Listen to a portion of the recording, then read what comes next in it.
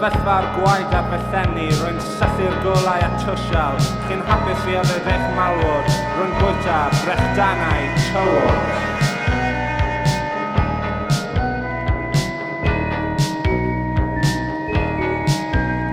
Ac yn y pentre lle rwy'n bodoli, chi'n cael goleuni nadolig ar ddiwedd mis Hydref. Ac yn y siop pentref, mae'r gwragydd, gwacdydd, gwledig yn prynu selsig o'r oergell gweidlyd. A tu fas, mae angladd yn paso heibol ac yn fargoffa o rhywbeth pwysig dwi wedi bod yn bwriadu gwneud ers tro. A hyn bryd i mi roi'r trwban yn y blwch carbod eto.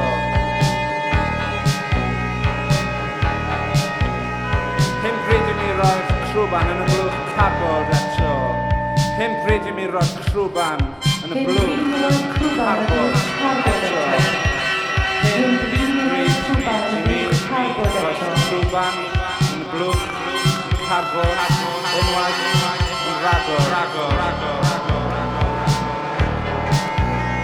Nôl i'r siop pentre rwy'n aros yn rhod triol athro sy'n newydd dod nôl y Ffrainc.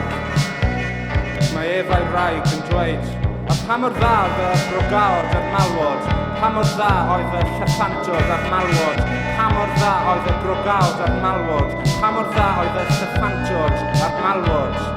O hyn bryd i mi roi'r trwban yn y blwch carbod eto, y ragofni rain cael gafel arno, aeth fy nghath ar gwth, a nawr yn gwybod pam. O, methu drwy nôl i eich hirben, trwyddodd a lacho trwy llanden y cancer ti o'r y heilwen.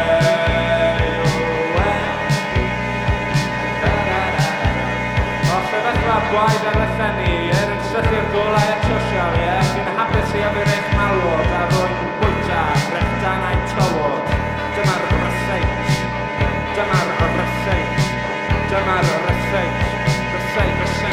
blasus. Hyn bryd i mi roi'n trwban yn y blwch y carbod eto. Hyn bryd i mi roi'n trwban yn y blwch y carbod eto. Hyn bryd i mi roi'n trwban yn y blwch y carbod unwaith yn ragor.